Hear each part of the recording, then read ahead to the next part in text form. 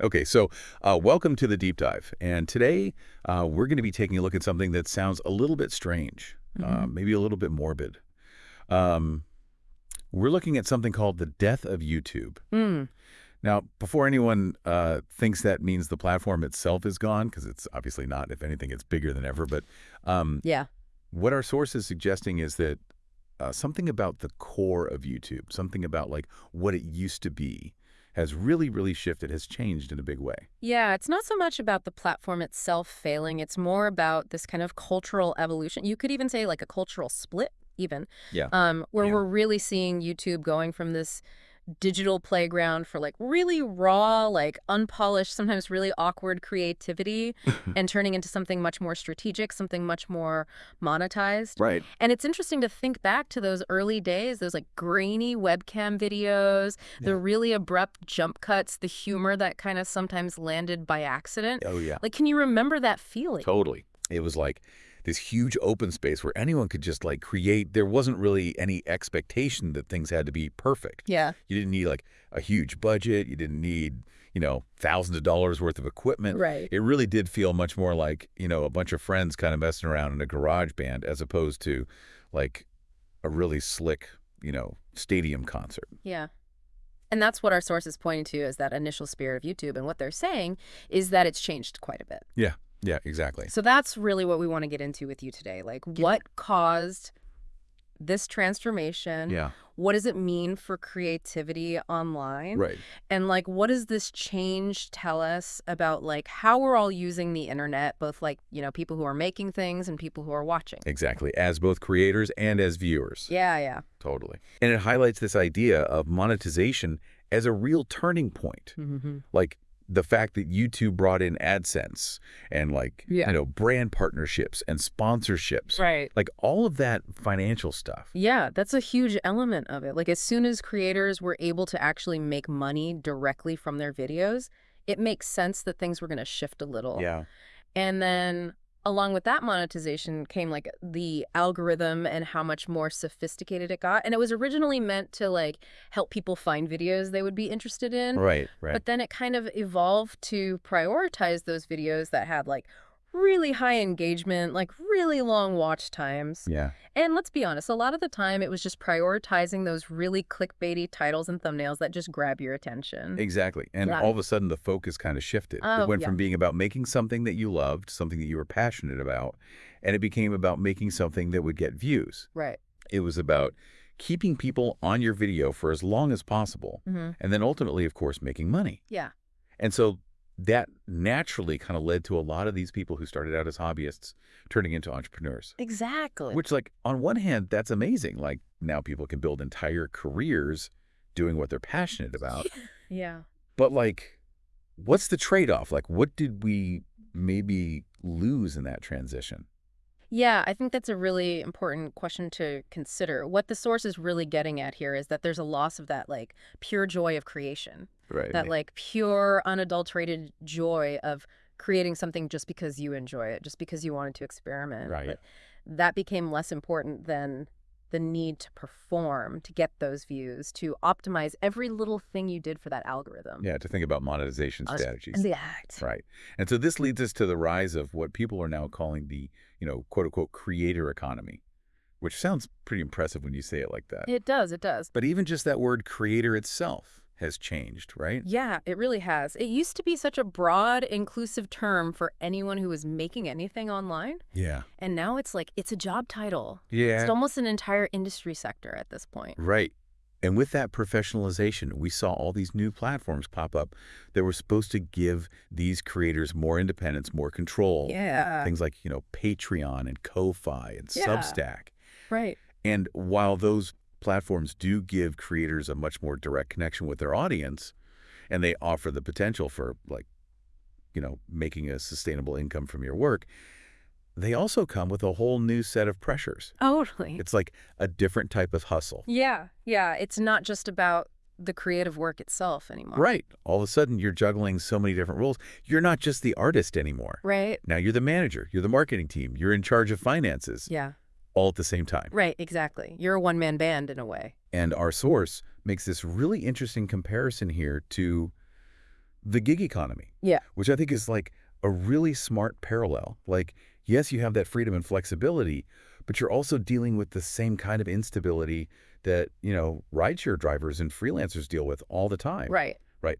There's no union. There's no safety net. Right. You're just at the mercy of these algorithms and whatever the platforms decide to do. Yeah, it's that constant uncertainty. Yeah. And then there's this constant pressure to be calculating the return on investment for everything that you make. Right. Which just kills that, like, creative free spirit. It's hard to be playful and experimental when you're constantly thinking about the bottom line. Yeah. Yeah. And then our source brings up something that I thought was really interesting. It's this idea of how much identity now plays into this whole online creator thing. Yeah. It's like for creators who identify as, queer, disabled, BIPOC, or neurodivergent, parts of their identity that have historically been, like, pushed to the margins Yeah. are now, like, front and center in their online presence, which is amazing. Right. And it's so powerful to see that kind of representation. Right. To see people finding community and sharing those stories. Yeah. Yeah. But the source also brings up this risk of commodification. Yeah. It's like your identity becomes a product. Right. Exactly. Your experiences, even difficult experiences, they can become content. Yeah. And it's like all of a sudden there's this pressure to perform your identity in a certain way Right. to stay relatable. Yeah. And to constantly be representing, like, you are the spokesperson for your entire identity group. Right. Which is a lot of pressure for one person to carry. Yeah. And that kind of all plays into what the source called this illusion of freedom, right? Like on the surface, you're your own boss, which sounds great. Yeah. But the reality is you're also doing all of the other stuff. Doing HR, you're doing marketing, you're managing finances, you're dealing with PR, you're navigating the legal side of things. Yeah, it's like you're running an entire business by yourself. Right. With very little actual support from the platforms themselves. Right, exactly. And while the algorithm isn't your actual boss, Yeah. it does feel like it has a lot of control over your schedule. Totally. Yeah. And like what kind of content you make. It's this constant game of trying to figure out what the algorithm wants and trying to adapt to it. Right. And it's always changing. Yeah, and it's never really clear what the rules are. And like all of this pressure to just constantly be making content, it takes a toll. Oh, absolutely. Right. The source mentions things like, burnout, the really weird dynamic of these parasocial relationships. Right, where it feels like there's this like intimacy, but it's completely one-sided. Yeah. Yeah. And then this blurring of personal boundaries. It can be hard to separate your online persona from your actual self. It's like you constantly feel like you have to be on. Right. Like you have to be maintaining that relevance. Yeah, you have to keep posting, you have to keep engaging, or else people will just move on to the next thing. Right, and it creates this really weird disconnect because we think of these creators as these like larger-than-life figures. Right. But they're also just people. Yeah, they have limitations, they have needs. Yeah. Yeah. And that actually leads into this really interesting point about platforms versus people. And our source really argues that the algorithms are shaping what we see more and more. Right. And in a lot of cases, it's shaping it even more than our actual preferences. It's almost like the algorithms are creating our taste for us. Yeah. Yeah. And you think about it, the algorithms are designed to keep people engaged. Right. So what's the easiest way to do that? Yeah. Show them stuff that's already really popular, show them stuff that's going to get them riled up. Yeah, it's all about triggering the strong emotions. Right. But that pushes aside anything that's like new and different. Yeah, anything that's a little more niche. Right. Doesn't fit that mold. And so it creates this loop, right? Yeah, it's a self-fulfilling prophecy. Creators see what's working on the algorithm. Right. And then they start making more of that. Yeah, they adjust their content. Which then just feeds back into the algorithm. Right, it reinforces those existing trends. Yeah, and it can start to feel like an echo chamber. Totally. And then this algorithmic influence, it plays a part in what our source calls the industrialization of art. And this is where things get really interesting. It's not just about, like, expressing yourself anymore. Right. Now it's about the fact that it actually costs money to create online. Yeah, if you want to compete. And that's crazy. Yeah. Like, think about all the tools. Right. What used to be free software is now all subscription-based. Yeah. You have to pay monthly fees for Adobe Creative Cloud, for Final Cut Pro, even things like sound libraries and stock footage. Right. All of that adds up. It's a real financial barrier to entry. Yeah. And as those professional tools become more common, like Obviously, the quality of the content online goes up, Right. but it also means that anything that looks like a hobbyist made it, it just doesn't stand out anymore. Yeah, it gets lost in the noise. Right, and you're competing with brands. Right. With entire marketing You're team. competing with studios. Yeah, it's a whole different ballgame. And so that puts pressure on individuals to start hiring their own teams. Right. So you need editors and graphic designers and social media managers. Yeah, and legal help sometimes. Yeah. It's a lot. And that makes experimenting much harder. Right, because there's a real cost involved now. Yeah. It's Yeah. not just like, oh, I have an idea, I'm going to go try it out. Right. Now it's like, okay, I'm going to spend thousands of dollars to try this out. Yeah, exactly. And so art starts to look like a product. Yeah. It needs a hook. Right. It needs an identity. It needs a strategy. Yeah. Yeah. And it's hard to tell where that line is between self-expression and just like performing for the camera. It all gets very blurred. And being bad at art is no longer cute. Right, it's not endearing anymore. It's just ignored. Yeah, the algorithm doesn't reward it. Right. And the audience has been trained to expect a certain level of polish. Exactly. And even just sharing your work with like your family and friends, it becomes harder, right? Yeah, because it gets lost in this sea of optimized, targeted content. Right. Yeah. It's all about keeping you scrolling. Right. It's all about collecting that data. Yeah, it's not about fostering real connection. Right. Yeah. And all of that is emotionally exhausting for creators. Oh, yeah, absolutely. You know, the source mentions imposter syndrome. Yeah, that feeling like you're not good enough even when you're successful. Right. Yeah. And creating starts to feel less like sharing and more like, you know, begging for attention. Right. It's like you're constantly pitching yourself. Yeah. Yeah. And art, which used to be this freeing thing, can become just another test that you feel like you're constantly failing. Yeah, it loses its joy. It raises some big questions about like Yeah. what we value as a society. Yeah. Like, why do we put so much value on entertainment? Yeah. Sometimes it seems like we value it more than essential work. It's a strange imbalance. Yeah. And there's such huge gaps between what some of these creators are making and what, you know, people in these really important but less glamorous jobs are making. Yeah, it makes you wonder if we're putting too much emphasis on distraction. Right. Are we losing sight of Yeah. the things that really matter? Yeah. And, you know, the source makes it clear that this isn't just one problem. Right. It's like a whole system of things all tangled up together. Yeah, you have the algorithms, the monetization structures, access to tools, audience expectations, mental health. It's all connected. Yeah. And so it's not like there's one easy solution. Like if you try to fix one thing, it might mess up something else. Yeah, exactly. Like say you want to restrict how much money people can make to try to get them to focus less on profits. Right.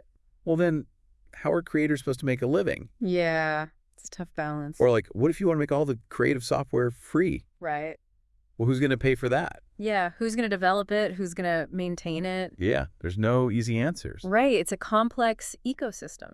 And then we have this thing that our source calls the age of infinite takes, which I think is just so spot on. Yeah. Like we have so much information available to us. Right. We can Google anything. Yeah. Yeah. But it kind of gives us this illusion that we're experts on everything. Yeah. Everyone has an opinion and they want to share it. Yeah. Yeah. And online, it's like the loudest, most extreme takes are the ones that get rewarded. Right. It's all about those hot takes. Yeah, it's not about nuance. It's not about careful consideration. Right. It's about being provocative. Right. And it creates this like arms race of ego. Yeah. Where everyone's trying to be the smartest and the most right. Right. And admitting that you don't know something is like a sign of weakness. Yeah. It's like admitting defeat. Yeah. Which is crazy. Yeah. And when it comes to like actually finding solutions to these problems, there's just so much division. Right. You have people who want to decentralize everything. You have people who want more regulations. Yeah. You have people who just want to disconnect entirely. Right. But it doesn't feel like anyone's really talking to each other. Yeah. It's a lot of parallel conversations. Yeah, it's a lot of shouting into the void. Yeah. And our source points out that we keep reinventing the wheel Right. instead of like building on what we've already learned. Yeah. It's like we're constantly starting from scratch. And they bring up this idea of the soul sickness of the web, That's an interesting way to put it. which is basically saying that maybe the problem isn't just the content itself or the way it's monetized. Right. It's this feeling of being disconnected, even though we're so connected. Yeah. It's like we're surrounded by people, but still feeling lonely. Yeah. Yeah. And I think there's this fear that if we stripped away all these systems, all we'd be left with is just noise. Yeah, the fear of emptiness. Right. Yeah. And that leads to this really thought-provoking section on knowledge without wisdom, which is like we have access to an infinite amount of information. Right. We can literally Google anything. Yeah, but we can't pay attention to everything. Right. Our attention spans are limited. And these answers that we get, they're usually missing all the context. Right. They're just the facts, stripped of any nuance or debate. Yeah. Yeah. And so why would you bother going to an expert when you could just, like, read a quick summary online? Right. It's the death of depth. We know more than ever before, but we also feel more unsure. Yeah, we're becoming collectors of data points. Right. But we're not really digesting it. Yeah, we're not internalizing it. We're always moving on to the next thing. Right. The next article, the next video, the next post. And our tools encourage that, right? Yeah. It's all about short-form content, about summaries, about getting to the point as quickly as possible. But understanding takes time. Right. It takes effort. Yeah. Yeah. It's messy and it's complicated. Right. It's not always clear-cut. And I think as a society, we've become so uncomfortable with that. Yeah, we want easy answers. We want instant clarity. Right. And that leads to what the source calls the illusion of expertise. Right? Which is like, we think we understand something just because we can read about it online. Right, but access to information doesn't equal understanding. Yeah, it's not the same thing. Yeah. And the source suggests that we've traded curiosity for confidence. Right, which is ironic because it makes us less likely to actually learn. Yeah, we're not really listening. We're not open to new ideas. Yeah. Yeah. And so, like, as we come to the end of this deep dive, it's clear that this isn't just a story about how things got worse. Right. It's a much more complicated reflection on where we are. Yeah, it's a snapshot of this particular moment in the evolution of the internet. Yeah, and we can't just go back to how things used to be. Right, that's not realistic. But the question is, where do we want to go from here? Yeah, what kind of digital environment do we want to create? Do we want this internet that prioritizes instant gratification and viral trends? Right. Or can we build something that values depth? Yeah, that celebrates those niche, unconventional voices. There's this quote in the source that I just love. Oh, yeah. It says, "The internet was once a campfire, now it's a stadium, and we all miss the warmth."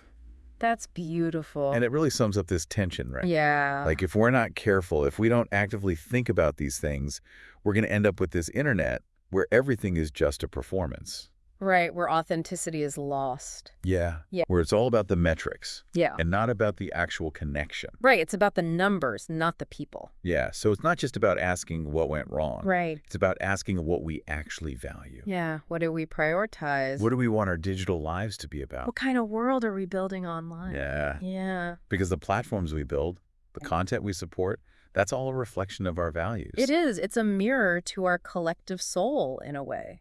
So yeah, it really makes you think about your own online habits, right? Yeah. It makes you question what you're consuming and what you're contributing. Like, what are you supporting with your attention? Yeah, what kind of impact are you having? Yeah. Yeah. So we encourage everyone to, like, think about these things a little more deeply. Yeah, to really grapple with these ideas. And think about the long-term implications of these trends that we've been talking about. Right, because they're shaping the future of our digital lives. Yeah. It's up to all of us to decide what kind of internet we want to live in. Yeah, it's not too late to change course. Yeah. Yeah. Thanks for joining us for this deep dive. Yeah, thanks for having me. It's been great talking about this with you. Yeah, likewise. It's been a really stimulating conversation. Yeah. Yeah. And we'll catch you next time on The Deep Dive. All right. See you then. Bye.